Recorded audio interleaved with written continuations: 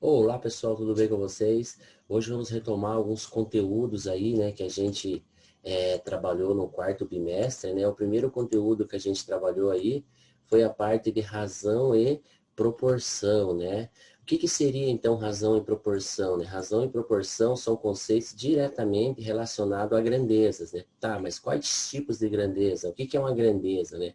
Grandeza é uma relação numérica estabelecida com o objetivo, né? Quando você tem um objetivo de atingir ele, é tudo aquilo que se pode contar, medir, pesar, enfim, enumerar, tudo aquilo que você consegue enumerar algum valor, né? Assim, a altura de uma árvore, o volume de um tanque, o peso de um corpo, a quantidade de pães, entre outras grandezas, tá? O que que a gente pode chamar, então, de razão, né? Razão é a divisão ou relação entre duas grandezas. Exemplo aqui, né? Se numa classe tivermos 40 meninos e 30 meninas, qual a razão entre o número de meninos e o número de meninas, né? Então, veja, eu tenho 40 meninos e tenho 30 meninos, né? Se a gente simplificar isso daqui, né, a gente pode simplificar essa fração aqui, reduzir ela, a gente pode reduzir por 10 aqui, né? Simplificar por 10, 40 divididos por 10 dá 4, 30 divididos por 10 dá 3. Então, o que quer dizer isso, né? Que para 4 meninos, existem 3 meninas nessa classe, né? Então, essa é a razão, né? De 4 para 3. Existem 4 meninas para 3 meninas, certo? E o que que seria, então, uma proporção, né? Proporção é uma igualdade entre duas razões, né? Por exemplo, né? Meu carro faz 13 quilômetros por litro de combustível. Então, para 26 quilômetros, preciso de 2 litros. Para 39 quilômetros, vou precisar de 3 litros. E assim por diante, né? Então, a gente tem lá ó, 26 quilômetros sobre 2, né? Se a gente simplificar isso aqui por 2, ó, 26 divididos por 2 dá 13. 2 divididos por 2 dá 1, né? No segundo exemplo, aqui no R2, 39 quilômetros para 3 litros. Então, veja, se a gente simplificar por 3, então ficaria 39 divididos por 3, que dá 13. 3 divididos por 3, que dá 1. Então, veja que as proporções são iguais, né? De acordo com que aumenta a minha quilometragem, aumenta também a minha quantidade de combustível, né? Se ele faz 13 quilômetros por litro, a cada 26 quilômetros ele precisa de 2 litros, a cada 39 ele vai precisar de 3, né? A cada 52 ele vai precisar de quanto? Daí vai subindo, vai proporcional, né, ao valor que você tem do quantos quilômetros que você anda, né? Isso a gente consegue fazer também por regrinha de 3, né? A gente viu isso em sala de aula, tá? Aí, o que que eu quero abranger um pouquinho com vocês, né? Eu quero falar um pouquinho sobre os juros, né? Mas a gente vai falar sobre juros simples, a gente não vai falar sobre juro composto de momento, né? A gente vai aprender apenas sobre juros simples, né? O que que é juros simples, né? Então, o regime de juros será simples quando o percentual de juros incidir apenas sobre o capital ou valor principal. Sobre os juros gerados a cada período não incidirão juros, porque a gente está falando de juros simples e não está falando de juro composto, né? Capital ou valor principal é o valor inicial emprestado ou que você aplicou, né? Antes de somarmos os juros, né? Então veja lá, transformando em fórmula temos que para calcular os juros, a gente pode utilizar essa fórmula aqui, né? Deixa eu pegar um lápis aqui para evidenciar, né? J, né, que quer dizer juros, é igual ao capital vezes a taxa vezes o tempo, né? Ou capital vezes tempo vezes a taxa. A ordem não importa, né? A ordem dos fatores não vai alterar o produto. Onde J é juros, né? É a simplificação da letra do nome juros. C quer dizer capital ou valor inicial, né? Que você tinha de dinheiro ali. I é a taxa de juros, que geralmente vai vir em porcentagem, tá? E T é o tempo, o número de períodos, né? Pode ser 1 ano, 2 anos, 5 anos, 2 meses, 3 meses, né? Então, esse tempo também a gente vai utilizar bastante ele, tá? Deixa eu só limpar isso daqui, né? E a gente vai seguindo lá. Então, né, a gente tem aqui algumas observações, né? Perceba que os juros dependem linearmente de 3 grandezas, né? Primeiro, da quantidade de dinheiro que você emprestou, ou seja, do valor emprestado, que a gente chama isso de capital. segundo, né, do tempo, né, o tempo que você vai utilizar esse dinheiro ou do tempo que você vai aplicar esse dinheiro no seu banco, né. Terceiro, a taxa de juros, né, que depende muito, se tem muita variação de empresa para empresa. Tem bancos que cobram mais, tem bancos que cobram menos. Tem bancos que te pagam a taxa de juro maior, tem bancos que te pagam a taxa de juros menor, né? Então isso vai depender muito. E lembre-se, né, de que a taxa e o tempo devem se referir à mesma unidade, né, de tempo. Então, quando você tem a taxa em porcentagem, você precisa ter o tempo, por exemplo, em meses, não em dias, né? Você tem que transformar isso daqui. Talvez se estiver em dias, né, você também pode calcular.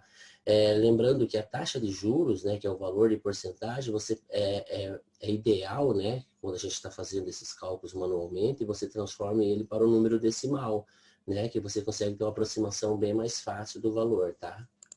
Então, veja, né, o primeiro exemplo a gente tem aqui, ó. O capital de R$ 530 foi aplicado a uma taxa de juros simples de 3%. Deixa eu só pegar um lápis aqui, tá? Então, veja, a minha taxa, que é o I, né, 3% ao mês. Qual o valor do montante após 5 meses, né? Então, o que a gente vai fazer lá? Primeiro, a gente vai transformar essa porcentagem aqui no número decimal, né? Como que a gente vai fazer isso? Dividindo por 100, né? Porque ele está falando por cento, né? Então, a gente sempre vai dividir por 100. 3 divididos por 100 dá 0,03, né? Então, olha aqui, ó, 0,03. 0,03 vezes o 530, que é o valor que ele pegou emprestado, você já consegue obter o juro de um mês, né? Que é R$ 15,90 por mês que ele vai pagar de juro, né? Mas o exercício aqui nos refere a 5 meses, né? Então eu vou pegar esses R$ 15,90 e multiplicar por 5, que vai dar R$ 79,50. Então, o rendimento em um juro simples ao fim de 5 meses é de R$ 79,50. Observe que ele quer saber o montante. O que quer dizer o montante? O montante é o total que você vai ter. É o que você tinha mais os juros, né? Então, se você tinha lá R$ 530, mais o que você ganhou de juro, que é R$ 79,50, o seu montante, né, o seu total que você vai ter aí é R$ 609,50, né? Então, após 5 meses, o montante será desses R$ 609,50, né? Se você aplicar isso na fórmula direta, né, que tem assim, juros é igual a capital vezes a taxa vezes o tempo, também vai dar o mesmo valor, né? Você vai pegar o capital ali, que é 530, né?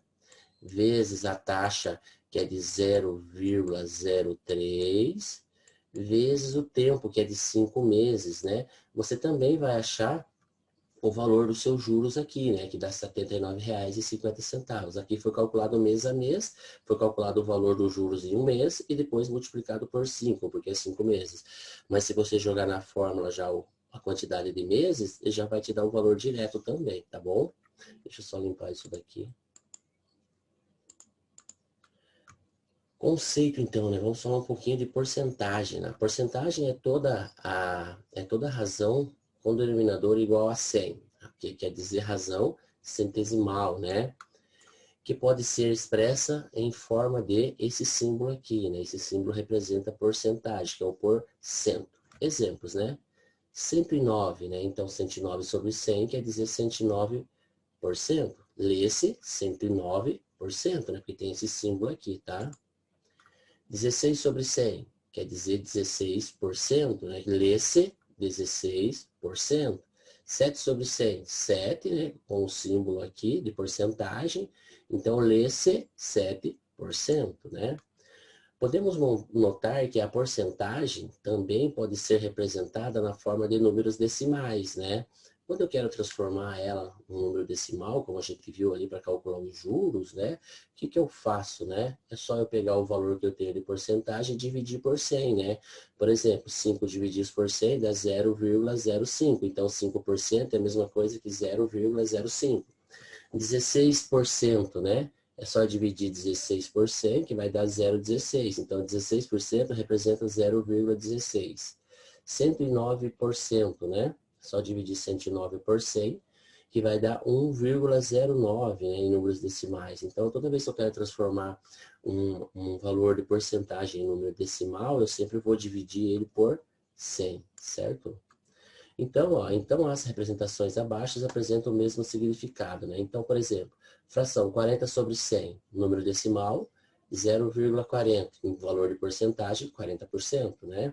109 sobre 100, em fração decimal, né? Passando para número decimal, fica 1, na forma decimal, fica 1,09, que representa em porcentagem 109%, né? Então, calculando algumas porcentagens, exemplos, né? Calcule 15% de 80. Bom, podemos resolver de três maneiras, né? Então, letra A diz assim, 15% de 80. Podemos multiplicar o 15 vezes 80 e dividir por 100. Ó, 15 vezes 80 divididos por 100. 15 vezes 80 dá 1.200, divididos por 100. Eu posso cortar os dois zeros de cima com os dois zeros de baixo. Ficaria 12 divididos por 1, que vai dar 12, né? E daí você pode fazer por regra de 3 também, né? Que é uma outra forma que a gente aprendeu em sala de aula aí. Deixo para vocês alguns valores aqui, para vocês calcularem o valor da porcentagem, né? De alguns valores aqui, de alguns montantes, né? Então aqui 10% de 640, 20% de 600, 30% de 350, 40% de 80, 50% de 960 e 75% de 1.000. Então fica para vocês treinar isso daqui. Espero ter ajudado vocês. A próxima semana voltamos aí com mais algumas atividades e mais algumas revisões, né? Via Zoom. E qualquer dúvida vocês podem me chamar lá, tá? Um grande abraço, fiquem com Deus e até a próxima.